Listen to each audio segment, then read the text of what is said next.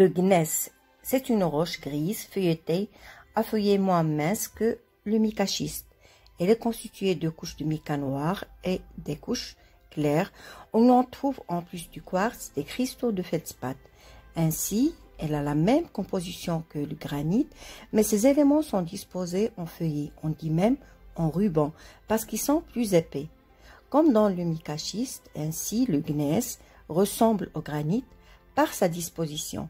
Il en diffère seulement par sa structure, mais l'on trouve des gneiss dits granitoïdes qui sont presque de la même structure que le granit, pas de couche bien nette.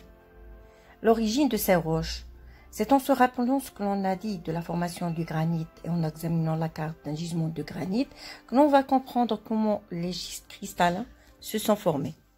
Quand on trouve des schistes cristallins dans une région, c'est toujours au voisinage de granit, visible ou en profondeur. Il y a donc bien une relation.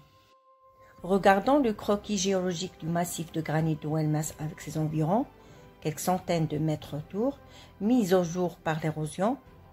Vous voyez que le granit forme un cercle central.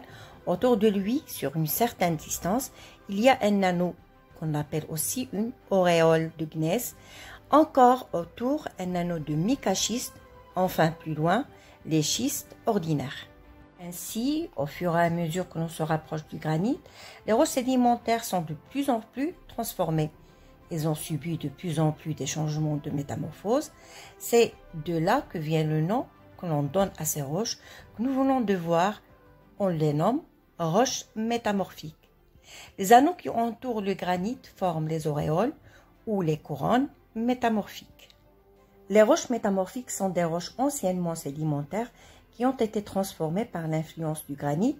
Nous allons voir comment dans la vidéo prochaine.